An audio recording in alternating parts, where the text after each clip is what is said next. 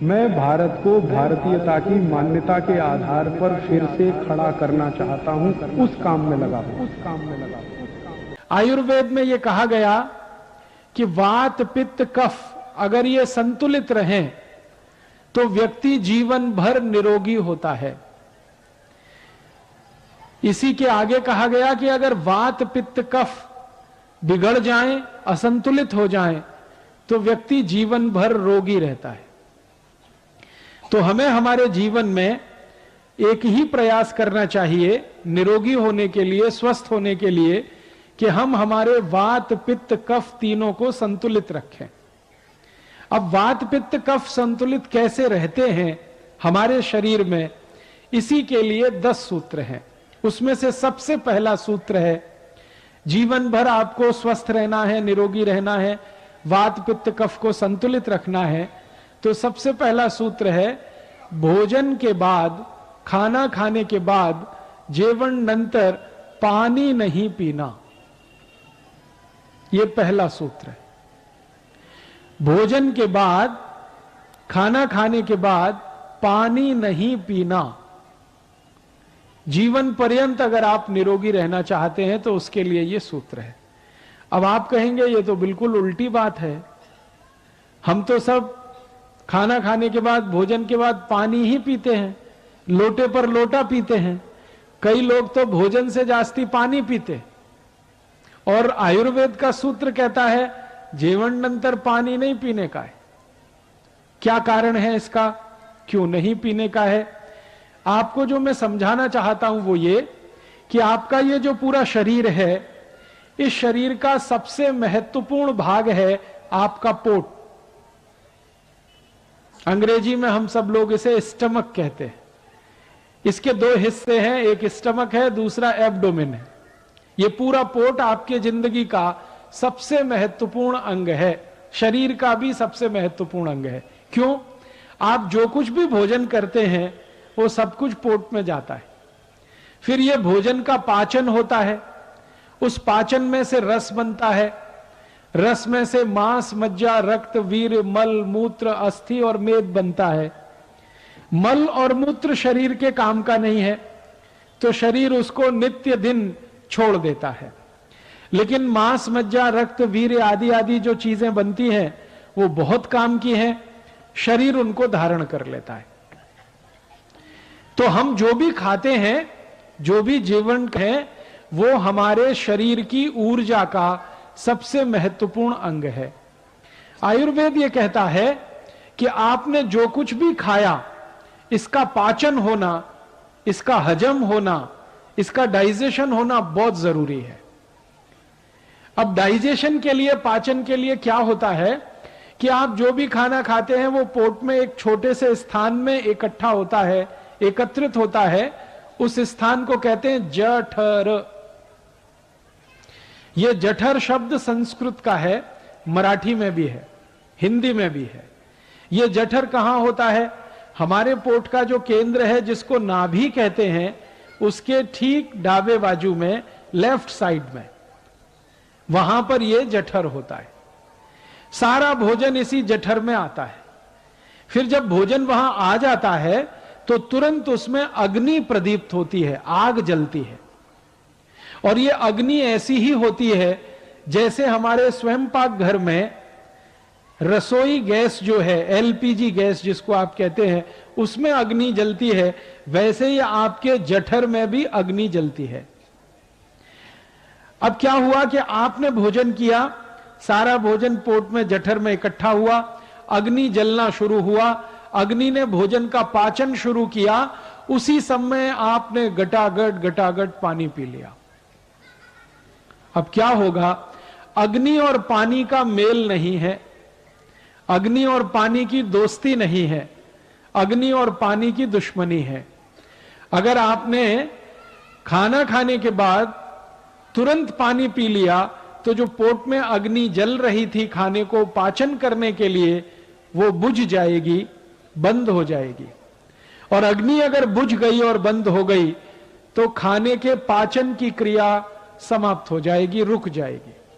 और अगर यह क्रिया रुक गई तो भोजन का रस नहीं बनेगा और भोजन का रस नहीं बनेगा तो फिर भोजन सड़ेगा, और वो सड़ा हुआ भोजन आपके शरीर में कम से कम 103 रोग पैदा करेगा।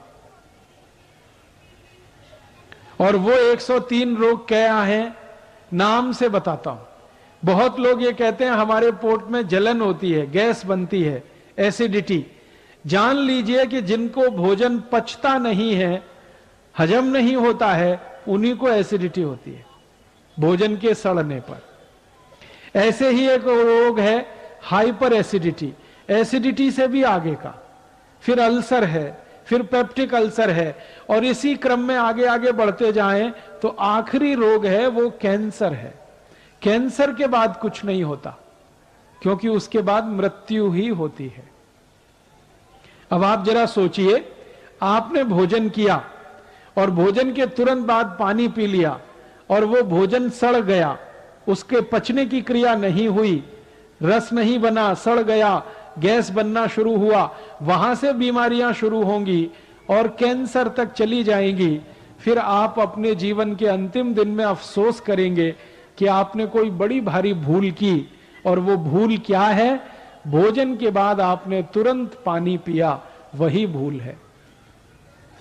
इसलिए आप आज से अपने जीवन में इस नियम का वो संकल्प के रूप में ले लीजिए, खाना खाने के बाद पानी नहीं पीना, क्योंकि अग्नि जल रही है, वो खाने को पचाने के लिए बहुत जरूरी है।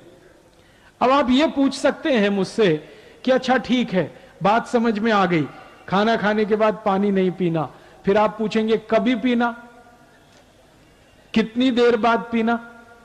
तो उसका उत्तर यह है कि आपके पेट में खाने के पचने की जो क्रिया है उसके 3 चरण होते हैं। पहला चरण, पहला स्टेज है, जो कुछ भी आपने खाया, सॉलिड और लिक्विड, ठोस और द्रव, ये एक दूसरे में मिलता है। यह क्रिया लगभग 1 से 1.5 घंटे तक चलती है। फिर उसके बाद क्या होता है, जो कुछ एक दूसरे में मिल गया वो खिचड़ी जैसा बन जाता है और उसमें से रस बनना शुरू होता है। जब किसी चीज में रस बनना शुरू होता है तभी पानी की जरूरत पड़ती है। माने खाना खाने के 1 से 1.5 घंटे के बाद पानी पिए, 1 तास नंतर पानी पीने का है। आप बोलेंगे बात तो समझ में आ गई, 1 तास नंतर पानी पीने का है, तो 1 तास तक और कुछ पी सकते हैं क्या? पानी तो 1 तास नंतर पीने का, ठीक है, समझ में आया। और कुछ पी सकते हैं क्या?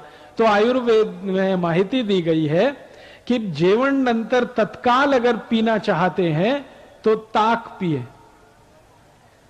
तुरंत। भोजन के तुरंत बाद अगर पीना चाहते हैं तो ताक पिए। भोजन के तुरंत बाद अगर पीना चाहते हैं तो दूध पिए।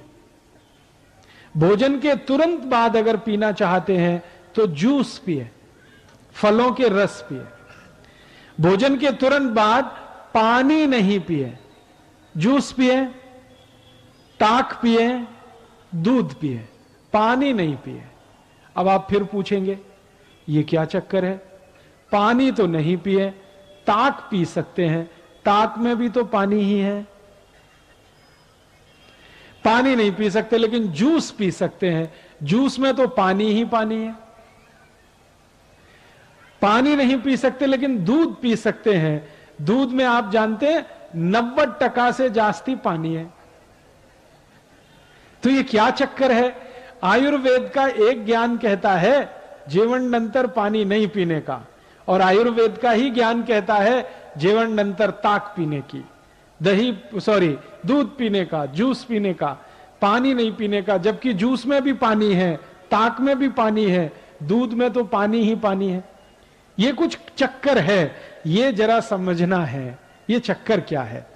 मैं आपको जो जानकारी देना चाहता हूं वो ये कि ये जो पानी होता है ना, ये अगर अकेला है, किसी चीज में मिलाया नहीं है इसको, तो ये पानी के अपने गुण उसमें धारण किए हुए रहता है।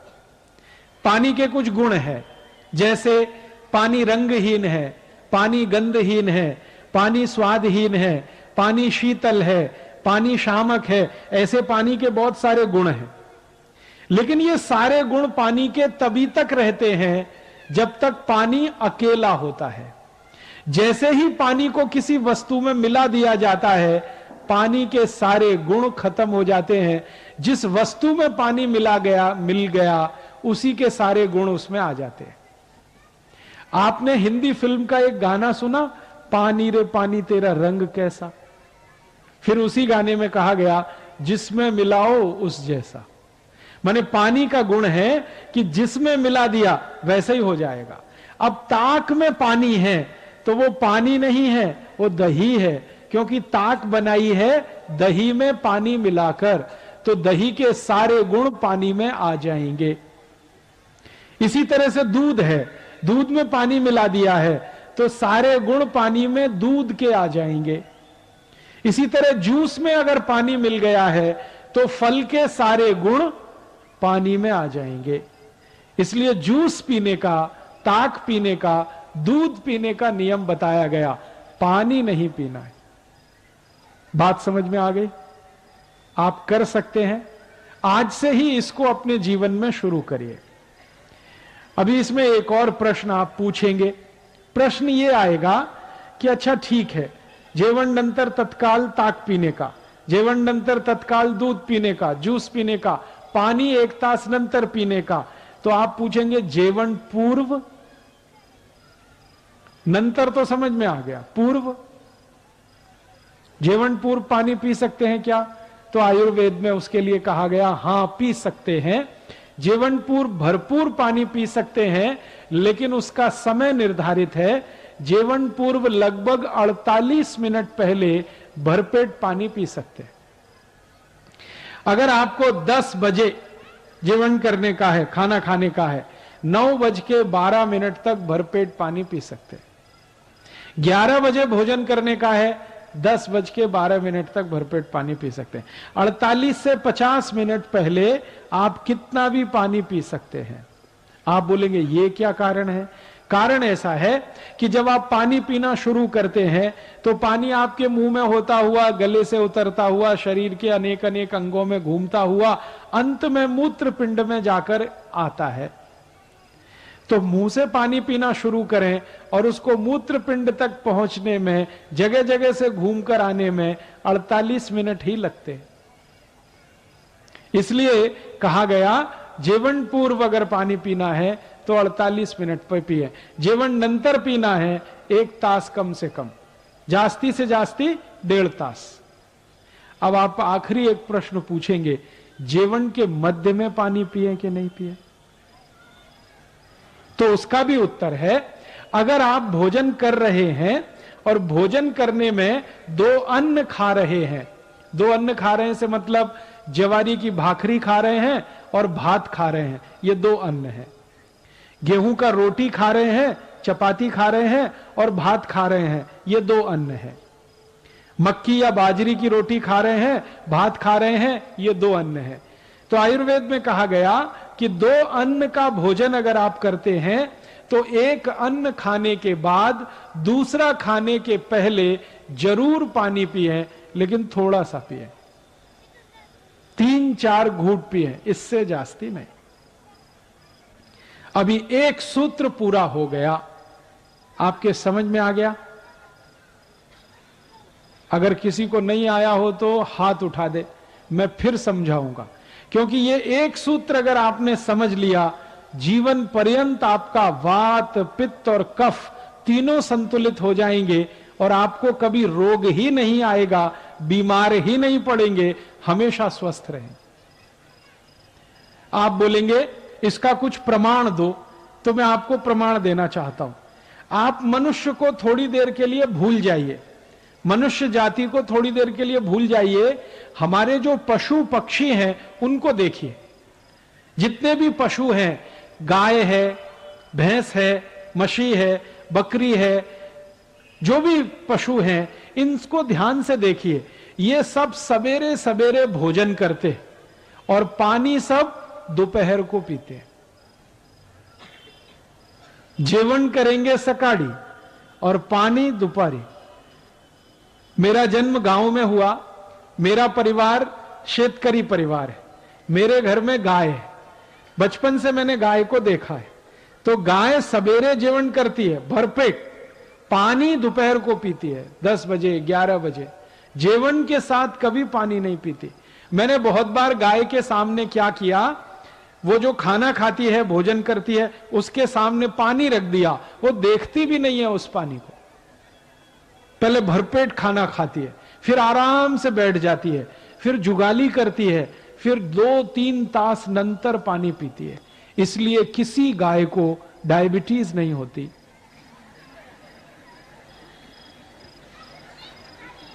कोई भी मछली को कैंसर नहीं होता, अर्थराइटिस नहीं होता। पक्षियों को भी आप देखिए, पक्षी होते हैं ना, सभी पक्षी सुबह सुबह खाना खाते हैं, दाना चुगने के लिए आते हैं और पानी दोपहर को ही पीते हैं सबके सब। मैंने आज तक किसी पक्षी को ओवरवेट नहीं देखा, लट्ठपना किसी पक्षी में नहीं है, सब एकदम स्लिम और ट्रिम है, क्योंकि वो आयुर्वेद के नियम का पालन करते हैं। अब आप जरा सोचिए कि पशु और पक्षी जो आयुर्वेद को जानते हैं, जबकि उनको कोई सिखाने वाला गुरु नहीं है, उनका कोई कॉलेज नहीं है, उनका कोई प्रोफेसर नहीं है, फिर भी उनको आयुर्वेद का ये ज्ञान है। और मनुष्य जिसको सिखाने वाले इतने प्रोफेसर हैं, इतने गुरु हैं, इतने कॉलेजेस हैं मेडिकल और ये सब, वो मनुष्य को ये ज्ञान ही नहीं है। इसका अर्थ क्या हुआ, पशु पक्षी मनुष्य से जास्ती ज्ञानी है। तो मेरी आपसे विनती है कि आज के बाद आप किसी पशु पक्षी को गाली नहीं देना, क्योंकि वो आपसे जास्ती ज्ञानी है। कई बार हम गाली देते हैं ना, तू जानवर है, गाली ऐसे देना चाहिए, तू आदमी है, मनुष्य है, कुछ समझता नहीं है, कुछ अक्ल नहीं है। हमसे जास्ती अक्ल पशु पक्षियों को है। तो इस अक्ल का अपने जीवन में उपयोग करें। अक्ल क्या है, जेवण नंतर पानी नहीं पीने का, 1 तास नंतर या 1.5 तास नंतर पीने का। तत्काल कुछ पीने का है तो ताक या दूध या जूस। अब ये पूछ सकते हैं आप, ताक कभी पीने का, दूध कभी पीने का? ताक हमेशा दोपहर को पीना, दूध हमेशा रात्रि को पीना और जूस हमेशा सकाड़ी। दोस्तों, सबसे पहले तो चैनल सब्सक्राइब करें, फिर लाइक, कमेंट और शेयर करें। और हाँ, हमारा एंड्रॉयड ऐप डाउनलोड करना ना भूलें।